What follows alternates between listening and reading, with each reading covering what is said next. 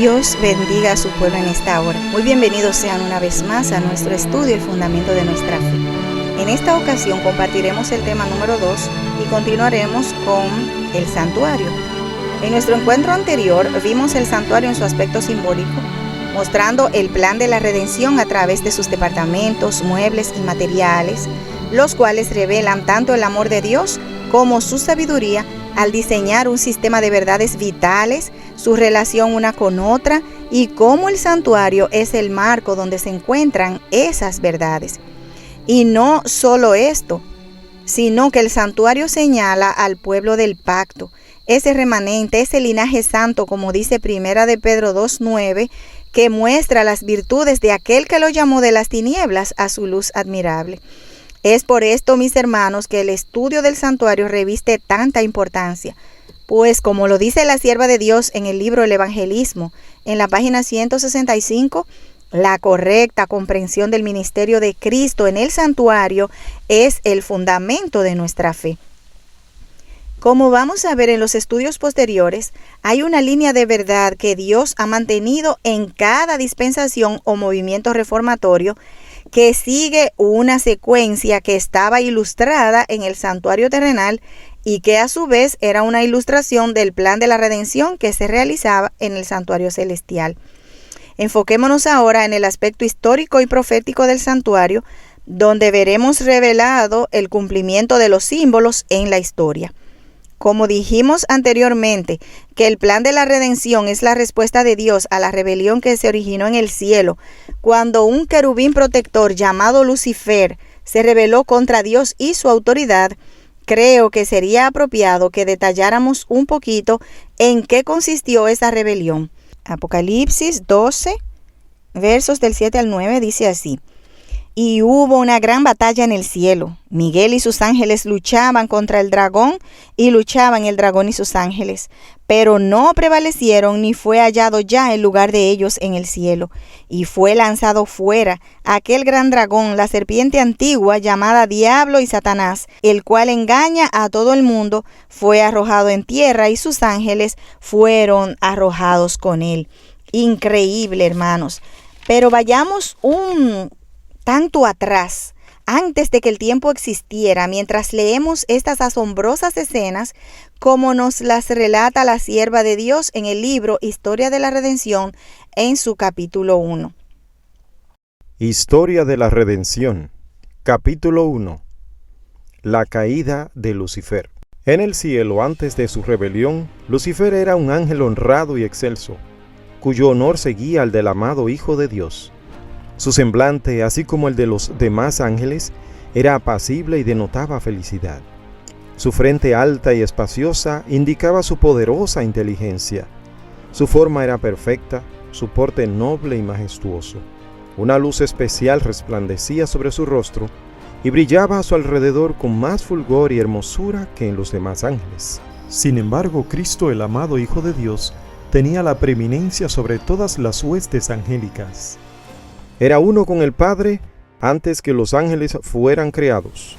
Lucifer tuvo envidia de él y gradualmente asumió la autoridad que le correspondía solo a Cristo.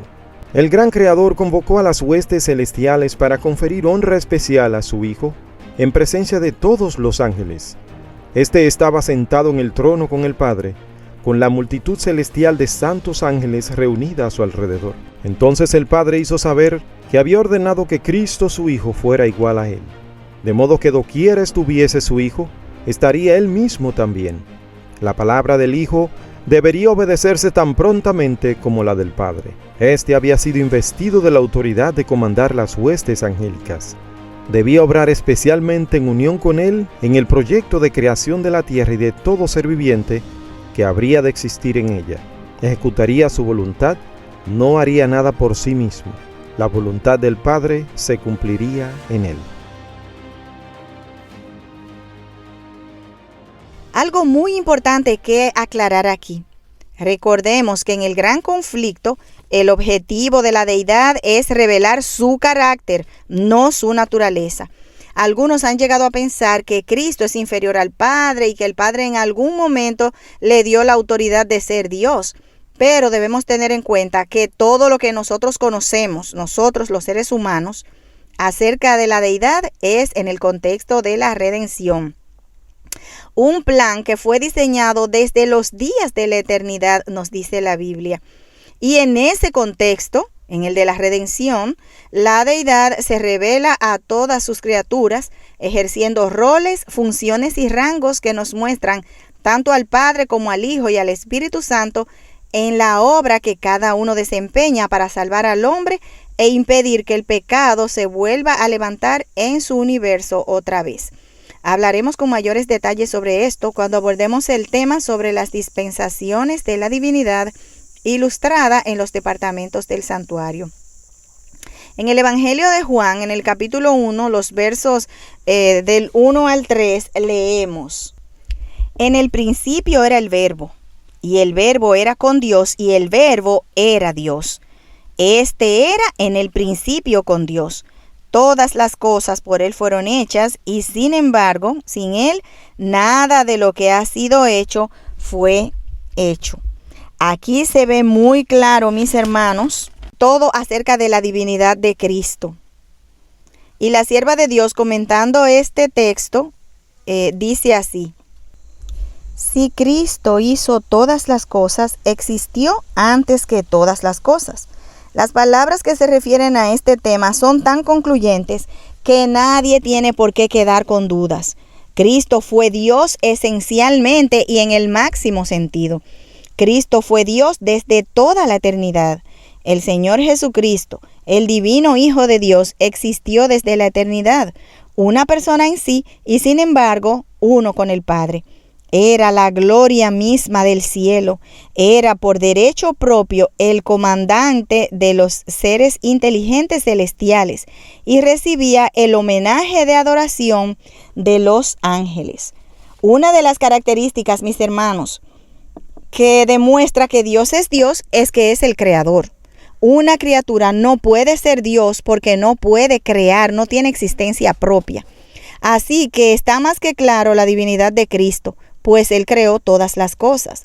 Lo que vemos aquí entonces es que el rol del Hijo dentro de la redención es ejecutar la voluntad del Padre, pero la humildad de la divinidad es tan grande que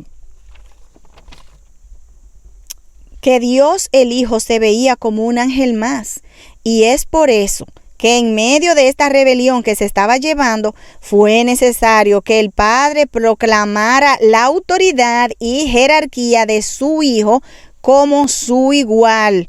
No que lo declaró él ahí, no que le dio esa autoridad, sino que la declaró, la que ya tenía. Aunque su rol podría denotar inferioridad al Padre, Cristo era Dios esencialmente y en el máximo sentido. Por tanto, la rebelión de Satanás consistió en la violación de la ley de Dios al querer usurpar el lugar de Dios en la persona de su Hijo y colocarse él como criatura en lugar de Dios. Otra cosa que también demuestra la divinidad de Cristo es que tenía por derecho la adoración de los seres inteligentes celestiales y cuando estuvo aquí en la tierra no rehusó la adoración. Entonces es algo muy importante que entendamos que ni siquiera Lucifer, que era supuestamente el más exaltado de todos los ángeles, podía recibir adoración porque ese fue su problema. Una criatura no puede recibir adoración, así que si Cristo recibía adoración sin ninguna protesta, podríamos decir, es porque era Dios esencialmente. Y esto está muy claro y debemos entenderlo porque en el contexto de la redención se repite vez tras vez, se discute la autoridad de los tres representantes de la divinidad y vamos a hablar un poquito más con detalles acerca de estas cosas. Continuamos entonces con la lectura. Lucifer estaba envidioso y tenía celos de Jesucristo. No obstante, cuando todos los ángeles se inclinaron ante él para reconocer su supremacía, gran autoridad y derecho de gobernar, se inclinó con ellos, pero su corazón estaba lleno de envidia y odio.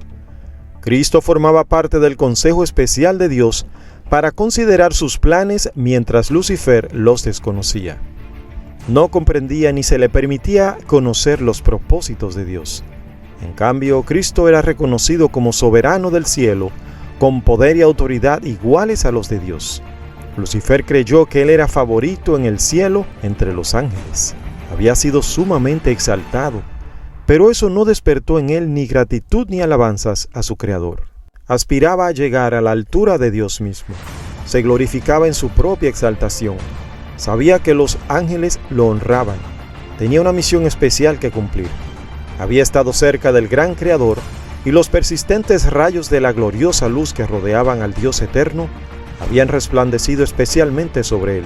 Pensó en cómo los ángeles habían obedecido sus órdenes con placentera celeridad. ¿No eran sus vestiduras brillantes y hermosas? ¿Por qué había que honrar a Cristo más que a él? Salió de la presencia del Padre descontento y lleno de envidia contra Jesucristo.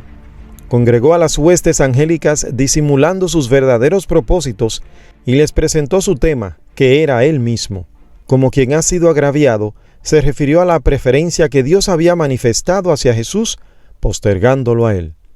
Les dijo que de allí en adelante, toda la dulce libertad de que habían disfrutado los ángeles llegaría a su fin. ¿Acaso no se les había puesto un gobernador, a quien de allí en adelante debían tributar honor servil? Les declaró que él los había congregado para asegurarles que no soportaría más esa invasión de sus derechos y los de ellos, que nunca más se inclinaría ante Cristo, que tomaría para sí la honra que debiera habérsele conferido, y sería el caudillo de todos los que estuvieran dispuestos a seguirlo y a obedecer su voz. Hubo discusión entre los ángeles. Lucifer y sus seguidores luchaban para reformar el gobierno de Dios. Estaban descontentos y se sentían infelices porque no podían indagar en su inescrutable sabiduría ni averiguar sus propósitos al exaltar a su Hijo y dotarlo de poder y mando ilimitados. Se rebelaron contra la autoridad del Hijo. Los ángeles leales trataron de reconciliar con la voluntad de su Creador a ese poderoso ángel rebelde. Justificaron el acto de Dios al honrar a Cristo y con poderosos argumentos trataron de convencer a Lucifer de que no tenía entonces menos honra que la que había tenido antes que el Padre proclamara el honor que había conferido a su Hijo. Le mostraron claramente que Cristo era el Hijo de Dios, que existía con él antes que los ángeles fueran creados, y que siempre había estado a la diestra del Padre, sin que su tierna y amorosa autoridad hubiese sido puesta en tela de juicio hasta ese momento, y que no había dado orden alguna que no fuera ejecutada con gozo por la hueste angélica. Argumentaron que el hecho de que Cristo recibiera honores especiales de parte del Padre en presencia de los ángeles no disminuía la honra que Lucifer había recibido hasta entonces. Los ángeles lloraron. Ansiosamente intentaron convencerlo de que renunciara a su propósito malvado para someterse a su Creador, pues todo había sido hasta entonces paz y armonía. ¿Y qué era lo que podía incitar esa voz rebelde y disidente? Lucifer no quiso escucharlos. Se apartó entonces de los ángeles leales, acusándolos de servilismo. Estos se asombraron al ver que Lucifer tenía éxito en sus esfuerzos por incitar a la rebelión. Les prometió un nuevo gobierno, mejor que el que tenían entonces, en el que todo sería libertad. Muchísimos expresaron su propósito de aceptarlo como su dirigente y comandante en jefe. Cuando vio que sus propuestas tenían éxito, se vanaglorió de que podría llegar a tener todos los ángeles de su lado, que sería igual a Dios mismo y su voz llena de autoridad sería escuchada al dar órdenes a toda la hueste celestial. Los ángeles leales le advirtieron nuevamente y le aseguraron cuáles serían las consecuencias si persistía, pues el que había creado los ángeles tenía poder para despojarlos de toda autoridad y de una manera señalada castigar su audacia y terrible rebelión. Pensar que un ángel se opuso a la ley de Dios que es tan sagrada como él mismo. Exhortaron a los rebeldes a que cerraran sus oídos a los razonamientos engañosos de Lucifer y le aconsejaron a él y a cuantos habían caído bajo su influencia que volvieran a Dios y confesaran el error de haber permitido siquiera el pensamiento de objetar su autoridad. Muchos de los simpatizantes de Lucifer se mostraron dispuestos a escuchar el consejo de los ángeles leales y arrepentirse de su descontento para recobrar la confianza del Padre y su Hijo amado. El poderoso rebelde declaró entonces que conocía la ley de Dios y que si se sometía a la obediencia servil se lo despojaría de su honra y nunca más se le confiaría su excelsa misión.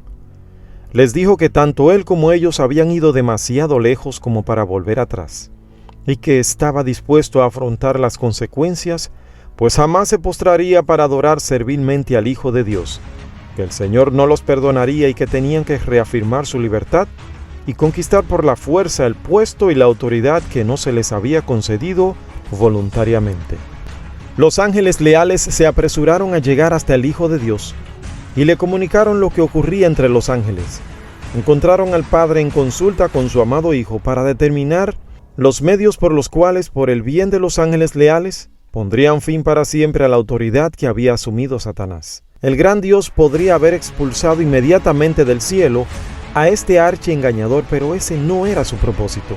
Daría a los rebeldes una justa oportunidad para que midieran su fuerza con su propio Hijo y sus ángeles leales. En esa batalla cada ángel elegiría su propio bando y lo pondría de manifiesto ante todos.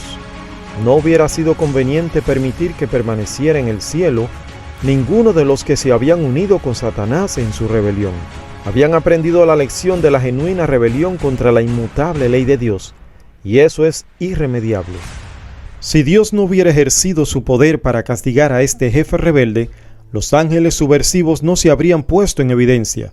Por eso Dios siguió otro camino, pues quería manifestar definitivamente a toda la hueste celestial su justicia y su juicio. Guerra en el cielo. Rebelarse contra el gobierno de Dios era un crimen enorme. Todo el cielo parecía estar en conmoción. Los ángeles se ordenaron en compañías. Cada división tenía un ángel comandante al frente. Satanás estaba combatiendo contra la ley de Dios por su ambición de exaltarse a sí mismo y no someterse a la autoridad del Hijo de Dios, el gran comandante celestial.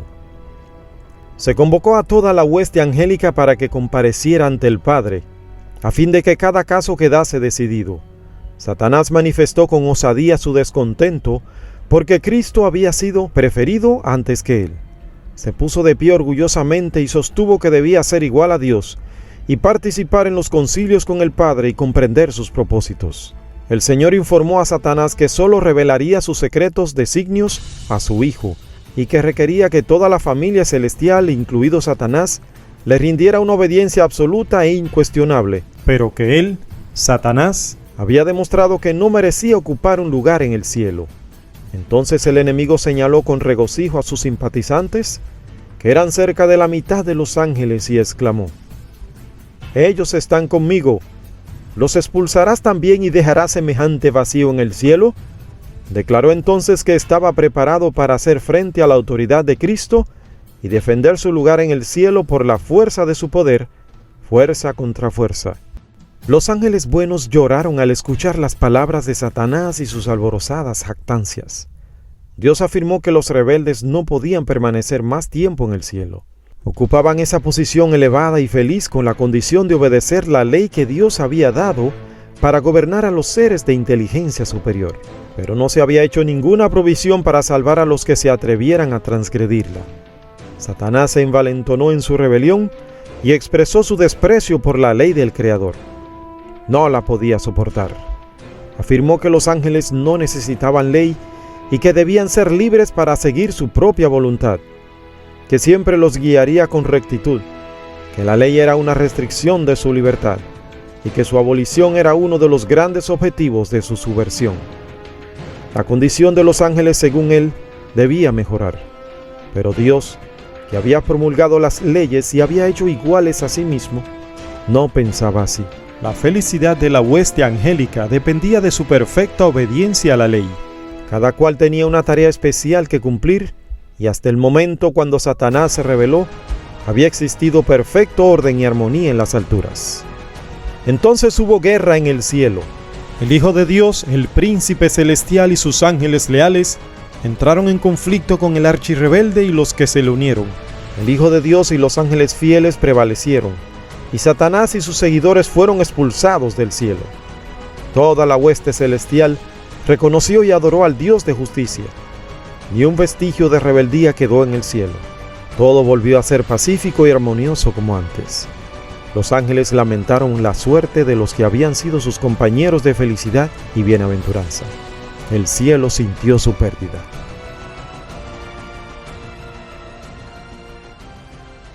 Esta es la triste historia del origen del pecado. Vemos cómo la controversia gira en derredor de la autoridad de Dios en la persona de Cristo y por ende de su ley. A través de este estudio veremos que el final de la controversia es idéntico al principio. La pugna será contra la ley de Dios y su autoridad, que es el fundamento de su gobierno. Luego, esta controversia se traslada a la tierra, como vimos en los versículos de Apocalipsis 12. Y a través de la lectura también pudimos ver que Dios podía destruir a Satanás en el mismo cielo, pero esto no estaba en armonía con su sabiduría, pues debía dársele oportunidad a cada criatura de elegir de qué lado de la controversia se posicionaría.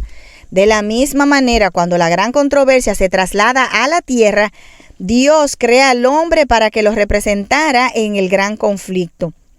Pues, mientras Adán se mantuviera leal a las ordenanzas de Dios, mostraría que el gobierno de Dios y su santa ley eran la garantía de la felicidad de los seres que Dios había creado. Demostraría que Satanás no tenía razón alguna para rebelarse contra la ley de Dios ni la dulce y sabia dirección de Cristo. Pues, como leímos en el capítulo, todo había sido armonía y felicidad en el cielo, hasta que el egoísmo y el orgullo de este ser introdujeron descontento y rebelión. Pero, tristemente, como ya sabemos, el hombre cayó en desobediencia. La caída del hombre llenó el cielo de tristeza. El mundo que Dios había hecho estaba mancillado con la maldición del pecado y sus habitantes condenados a la miseria y la muerte.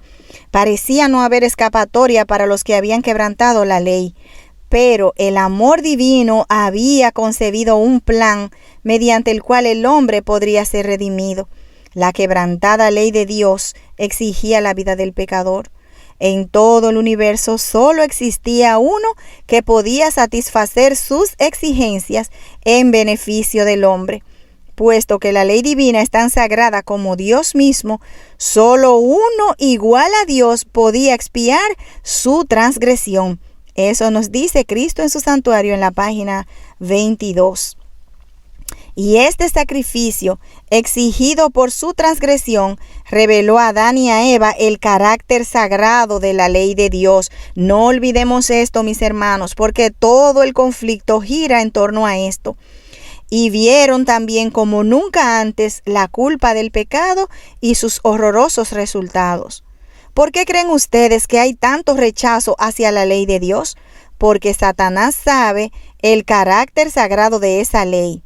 Él mismo cayó porque transgredió sus principios y ahora el pecado ha cegado la mente de los seres humanos para que no puedan ver que la ley de Dios es un reflejo de su carácter. Entonces vemos que Dios hace un pacto con el hombre basado en el amor y la obediencia. Este plan está ilustrado en la obra del santuario. Entonces se estableció un sistema de sacrificios que requería el sacrificio de animales, con el fin de mantener delante del hombre caído la triste realidad que Satanás ocultó a Eva, es a saber, que la paga del pecado es la muerte. La transgresión de la ley de Dios haría necesario que Cristo muriese como sacrificio para poder proporcionar al hombre una vía de escape de su castigo y al mismo tiempo preservar el honor de la ley de Dios. Este sistema debía enseñar humildad al hombre, número 1, en vista de su condición caída y conducirlo al arrepentimiento y a confiar solo en Dios por medio del Redentor prometido. Para Adán, el ofrecimiento del primer sacrificio fue una ceremonia muy dolorosa, nos dice Cristo en su santuario, la página 24. Y sigue diciendo, tuvo que alzar la mano para quitar una vida que solo Dios podía dar. Por primera vez iba a presenciar la muerte y sabía que si hubiese sido obediente a Dios, no la habrían conocido ni el hombre ni las bestias. Mientras mataba a la inocente víctima, tembló al pensar que su pecado haría derramar la sangre del inmaculado Cordero de Dios. Esta escena le dio un sentido más profundo y vivido de la enormidad de su transgresión, que nada, sino la muerte del querido Hijo de Dios, podía expiar, y se maravilló de la infinita bondad que daba semejante rescate para salvar a los culpables.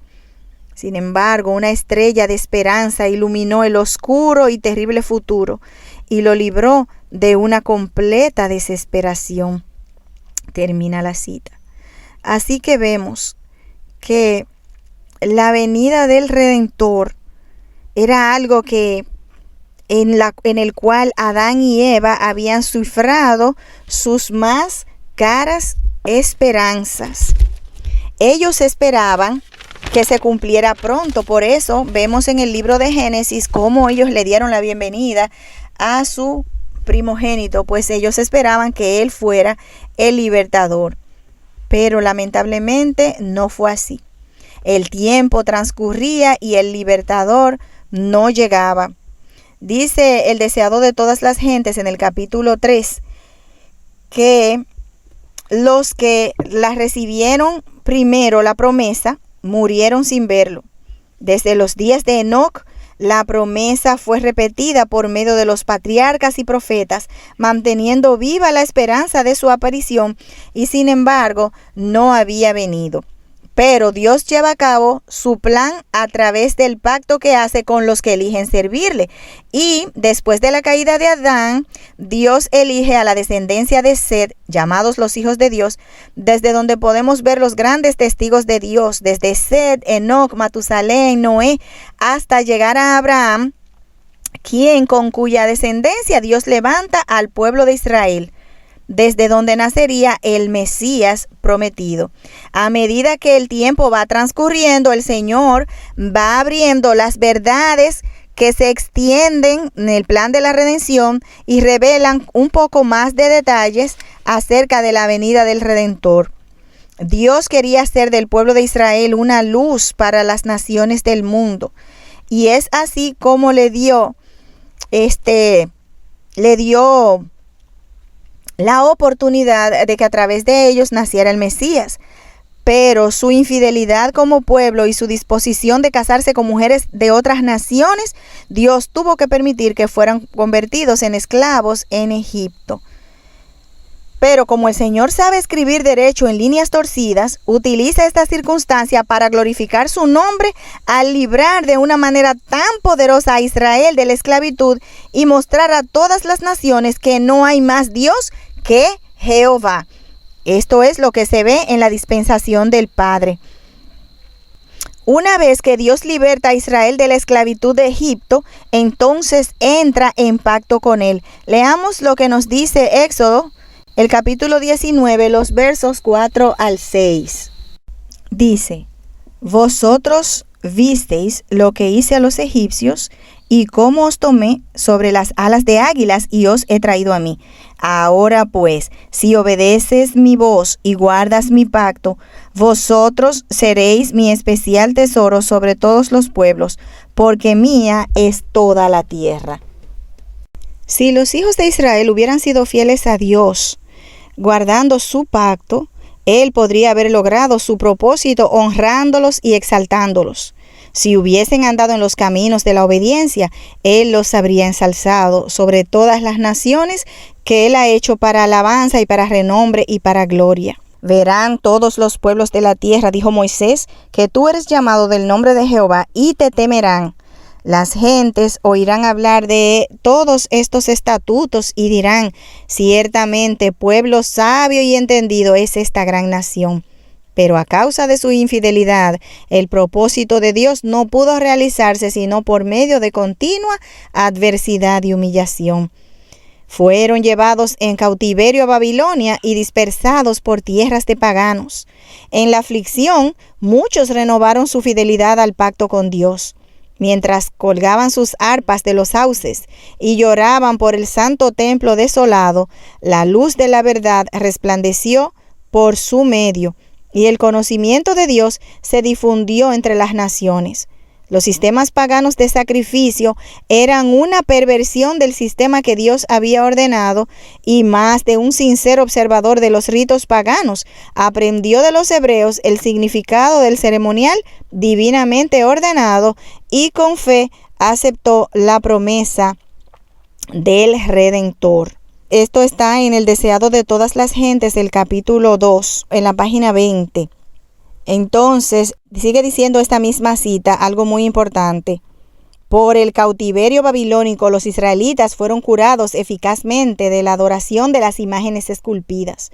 Durante los siglos que siguieron, sufrieron por la opresión de enemigos paganos, hasta que se arraigó en ellos la convicción de que su prosperidad dependía de su obediencia a la ley de Dios.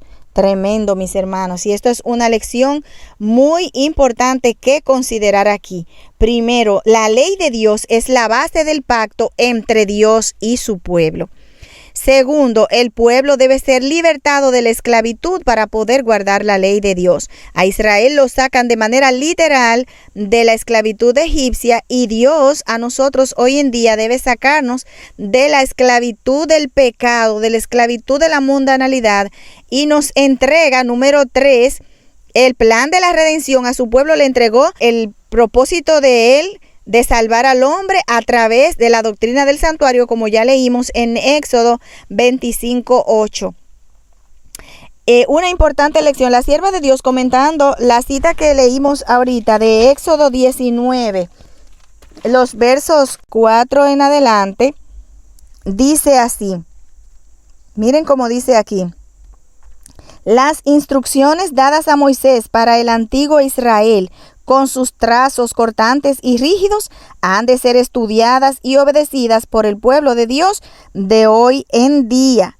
El pacto que Dios hizo con su pueblo en el Sinaí ha de ser nuestro refugio y defensa. Y también dice aquí, este pacto tiene tanta fuerza hoy en día como la tuvo cuando el Señor lo hizo con el antiguo Israel. Tremendo, mis hermanos. Y algo que nosotros no podemos olvidar es que cuando estas lecciones nos son dadas, son para nuestra enseñanza. Dice en el libro de Romanos, el capítulo 15, el verso 4, que las cosas que se escribieron antes fueron escritas para nuestra enseñanza. Por lo tanto, el pueblo del pacto en el tiempo del fin debe tener el mismo paralelo. Recibe el legado de la ley de Dios y el santuario. No lo olvidemos, porque al seguir el rastro profético en las verdades que se revelan en el santuario, que va a llegar hasta nuestros días, debemos tomar esto en cuenta, porque el pueblo de Dios en el tiempo del fin debe poseer estas grandes verdades. Entonces, durante más de 1000 años, los judíos habían esperado la venida del Salvador. Transcurrió un siglo tras otro y las voces de los profetas cesaron. La mano del opresor pesaba sobre Israel y muchos estaban listos para exclamar: se han prolongado los días y fracasa toda visión. Vemos que ya el pueblo de Israel, cuando el Cristo viene, ya están bajo el yugo del Imperio Romano, porque lamentablemente Israel perdió su soberanía, y ahora, aunque salió del exilio babilónico, las naciones que estaban predichas por la profecía de Daniel 2:7 estaban en pleno cumplimiento y ya estaban bajo el cuarto reino cuando el Mesías habría de aparecer. Y muchos estaban desanimados y decían que los días se van extendiendo y fracasa toda visión. Pero nos dice el Deseado de todas las gentes en la página 23: como las estrellas en la vasta órbita de su derrotero señalado, los propósitos de Dios no conocen premura ni demora. Dice Gálatas 4:4, mas venido el cumplimiento del tiempo, Dios envió a su Hijo, nacido de mujer, nacido bajo la ley. ¿Cuál es ese cumplimiento del tiempo? En Daniel 9, 24 al 27 encontramos la respuesta.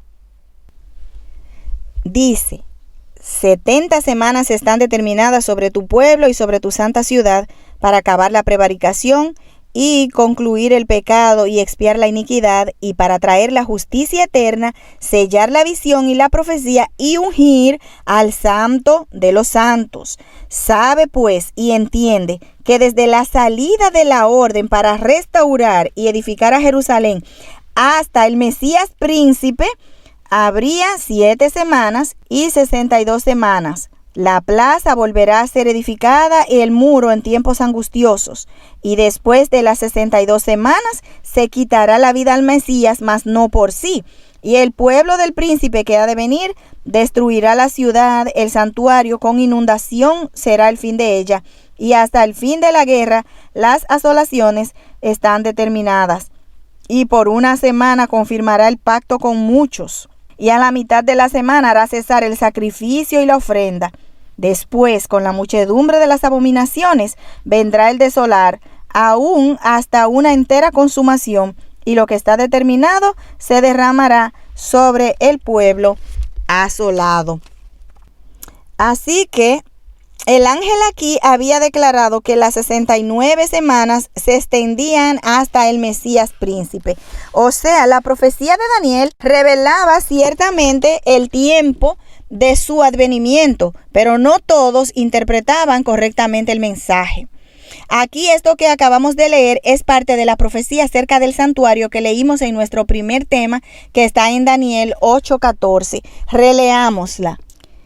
Y él me dijo: hasta 2300 tardes y mañanas, y el santuario será purificado. Esta profecía fue dada al profeta Daniel mientras el pueblo de Israel estaba a punto de terminar su cautiverio en Babilonia, como vimos anteriormente, que sería por 70 años. Mientras Daniel oraba a Dios confesando sus pecados y los pecados de su pueblo, imploraba a Dios que restaurase a su pueblo y los llevase de nuevo a su tierra, como había prometido a través del profeta Jeremías, que está en el capítulo 29 de Jeremías, los versos del 10 al 13. Mediante esta visión que se le dio a Daniel, la de la purificación del santuario, se le dio luz adicional acerca de los acontecimientos futuros. Y fue al final de esta visión cuando Daniel oyó a un santo que hablaba, y otro de los santos dijo a aquel que hablaba: ¿hasta cuándo durará la visión? Según Daniel 8:13, y la respuesta fue: hasta 2300 días de tarde y mañana, y el santuario será purificado. Esto llenó a Daniel de gran preocupación y perplejidad, porque a él se le dijo que esta profecía sobre la purificación del santuario sería para muchos días. Así que el corazón del profeta desmayó, pues estaba lleno de perplejidad, porque todavía preocupado acerca de Israel, Daniel estudió nuevamente las profecías de Jeremías que indicaban que el cautiverio de Israel serían 70 años, como decían. Eran claras, dice la sierva de Dios, muy claras en el número de los años del cual Jehová había hablado al profeta Jeremías, que habían de concluir la desolación de Jerusalén en 70 años, dice el versículo 2 del capítulo 9 de Daniel. Dice la sierva de Dios en Profetas y Reyes, la página 406, con una fe fundada en la segura palabra profética, Daniel rogó al Señor que estas promesas se cumplieran prestamente. Rogó que el honor de Dios fuese preservado, porque si Israel no era libertado en los 70 años que Dios había establecido, el honor de Dios estaba en juego. Pero Daniel con fervor solicitó que se le permitiera conocer el significado de la visión. No podía comprender la relación que pudiera haber entre los 70 años de cautiverio predichos por Jeremías y los 2300 años que, según oyó en visión, el visitante celestial anunciaba como que debían transcurrir antes de la purificación del santuario. Y aquí hay una lección sumamente importante.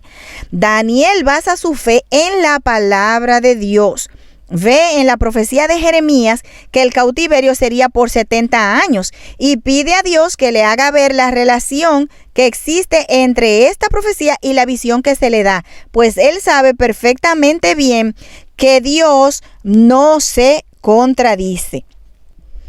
Él sabe que el espíritu de los profetas está sujeto a los profetas. Ya el Señor lo había ratificado como profeta verdadero de Dios, pero este profeta no puede tener una visión o una revelación que contradiga algo que ya se ha confirmado en la palabra de Dios por otro profeta. Por lo tanto, ¿qué hace él? Él cree en los escritos de Jeremías y le dice a Dios, aquí hay una discrepancia entre lo que yo, en la visión que me diste y lo que sucede aquí. Dame comprensión, por favor, para yo entender, porque hay un así dice Jehová que debe delinear lo que yo he recibido o lo que yo he creído.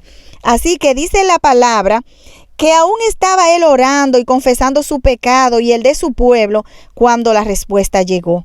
Gabriel, quien le había aparecido al principio de la visión, vino con presteza a explicarle a Daniel el significado de la visión relativa a las 2300 tardes y mañanas y la purificación del santuario. En los versos del 24 hasta el 27 de Daniel 9, que ya leímos con anterioridad, el ángel le dice, 70 semanas están determinadas o designadas sobre tu pueblo. Aquí el ángel explica que de los 2300 años proféticos, 70 semanas o 490 años literales, ya que proféticamente computando, un día profético equivale a un año según Números 14:34 y Ezequiel 4:6. Ahí usted va a ver claramente cómo el Señor ha dado simbólicamente un día por un año.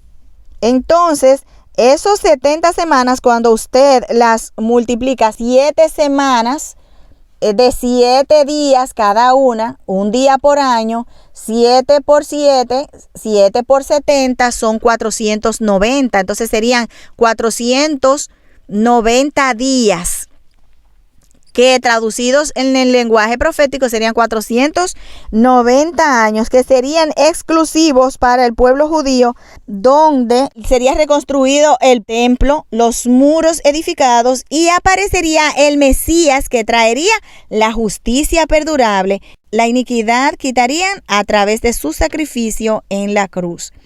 Entonces se da el punto de partida para el inicio de las 70 semanas o 490 años para el pueblo judío, que es desde la salida de la orden para restaurar y edificar a Jerusalén hasta el Mesías príncipe. Habían de transcurrir 7 semanas o 49 años que fueron para restaurar y edificar a Jerusalén, y 62 semanas o 434 años hasta que apareciera el Mesías, o sea, el ungido. Esta orden para restaurar y edificar a Jerusalén fue completada en el tercer decreto que fue emitido por el rey Artajerjes en el año 7º de su reinado, según dice Esdras 7. Y esto corresponde al año 457 antes de Cristo, que lo corrobora la historia. Por eso hemos dicho que en esta parte veremos corroborado en la historia el cumplimiento profético que estaba revelado en el santuario, en el atrio, que era donde debía venir el sacrificio, el Cordero de Dios que quitaba el pecado del mundo. Y aquí entonces se dio con exactitud el tiempo en el que él iba a aparecer. Ahora, pongamos a correr el tiempo y calculemos hasta cuándo debía aparecer el Mesías. El 457 antes de Cristo como fecha de partida para restaurar a Jerusalén, habrían 7 semanas. Esto nos lleva al 408 antes de Cristo. Del 408 o 49 años que añadir a las 62 semanas o 434 años, esto nos lleva al año 27 de nuestra era, donde la Biblia registra que Jesús fue ungido con el Espíritu Santo en su bautismo. Luego nos queda una semana más o 7 años para que se complete el plazo para los judíos. Después de su bautismo, Cristo comienza su ministerio público por 3 años y medio, que nos lleva al año 31, donde, de acuerdo a lo que dijo el ángel, se le quitaría la vida al Mesías, y nosotros sabemos esto claramente.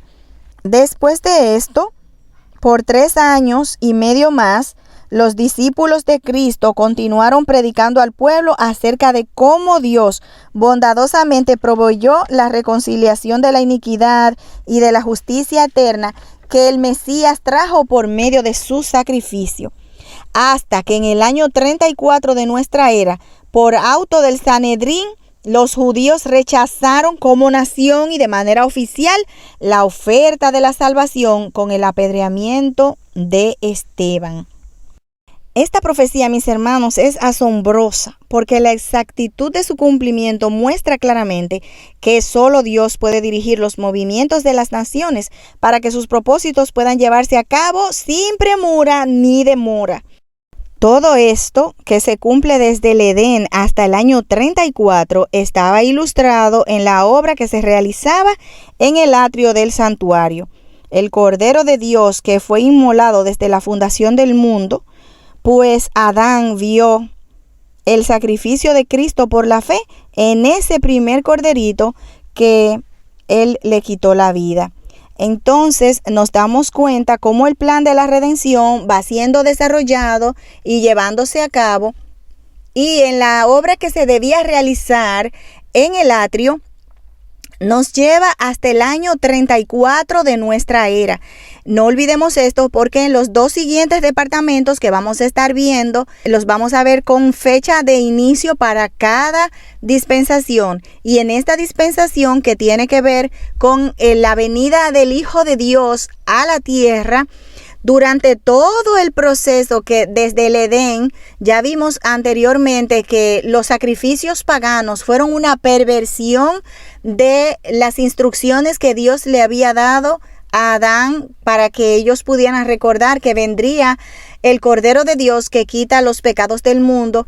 Y durante todo ese tiempo, en la época patriarcal, que el paganismo se extendió tanto, Satanás hizo que el plan de la redención fuera grandemente distorsionado y se disputó la deidad, la autoridad de Jehová Dios como creador del cielo y de la tierra. Entonces, cuando Cristo hace su aparición en esta tierra de acuerdo al cumplimiento profético, para traer la justicia perdurable, expiar la iniquidad y acabar con el pecado, la obra que el santuario nos explica es la obra más importante, mis hermanos, que nosotros podemos escudriñar en la palabra. No hemos valorado en su totalidad lo que implica el sacrificio de Cristo. Dice el matinal, a fin de conocerle para el día 21 de julio, hay una gran verdad central que siempre debe mantenerse en la mente cuando se escudriñan las Escrituras: Cristo crucificado. Toda otra verdad está investida con la influencia y el poder correspondientes a su relación con este tema. Únicamente a la luz de la cruz podemos discernir el exaltado carácter de la ley de Dios. El alma paralizada por el pecado puede recibir nueva vida únicamente mediante la obra realizada en la cruz por el autor de nuestra salvación. El amor de Cristo constriñe al hombre a unirse con Él en sus labores y sacrificios. La revelación del amor divino aviva en ellos la realidad de su obligación descuidada de ser portadores de la luz para el mundo y los inspira con un espíritu misionero. Esta verdad ilumina la mente y santifica el alma, hará desaparecer la incredulidad e inspirará fe. Es la gran verdad que debe mantenerse constantemente ante la consideración de los hombres. ¿Cómo consideramos nosotros, mis hermanos, el sacrificio de Cristo? ¿Es esa la gran verdad que mueve nuestros corazones? Cristo crucificado es la esperanza de gloria. ¿Entendemos nosotros a cabalidad lo que implicó que el Cordero de Dios que quita el pecado del mundo fuera sacrificado en la cruz del Calvario para que nosotros pudiéramos tener otra vez libre acceso al Padre. Miren cuál amor nos ha dado el Padre para que seamos llamados hijos de Dios, dice el apóstol Juan. ¿Cómo es que nuestro corazón va a ser subyugado? Es únicamente a través de contemplar el sacrificio de nuestro Redentor en la cruz.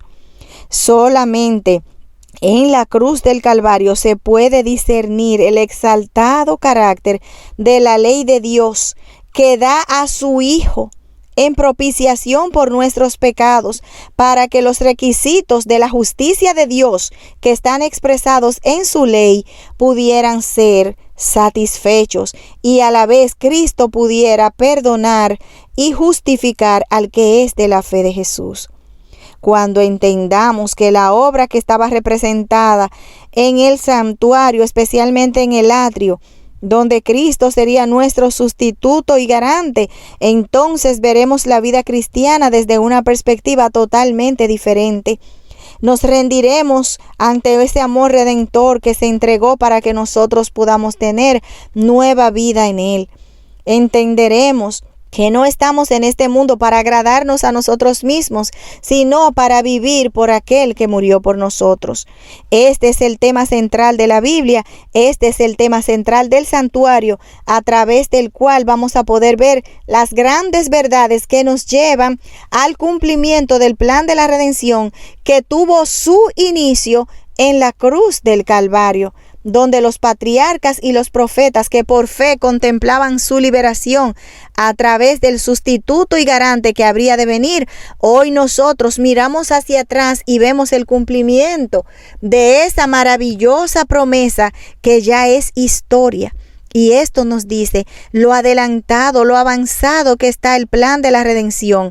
Y cuando entremos en el estudio de las dos dispensaciones representadas por el Santo y el lugar santísimo, nos daremos cuenta que en verdad Cristo viene pronto y que ese pueblo que está delineado en el santuario refulgirá a través de la obediencia, la aceptación por la fe de este sacrificio de Cristo, que le hará mostrar al mundo cuál es el sendero que Cristo ha trazado. Que el Señor te bendiga en esta hora y que nos ayude a todos a poder apreciar el infinito sacrificio del Redentor del mundo, que nos lleve a morir nosotros también, subirnos al altar del sacrificio y a morir al yo para que podamos nacer a una nueva vida. Que el Señor te bendiga y te guarde en esta hora, mi querido hermano y hermana.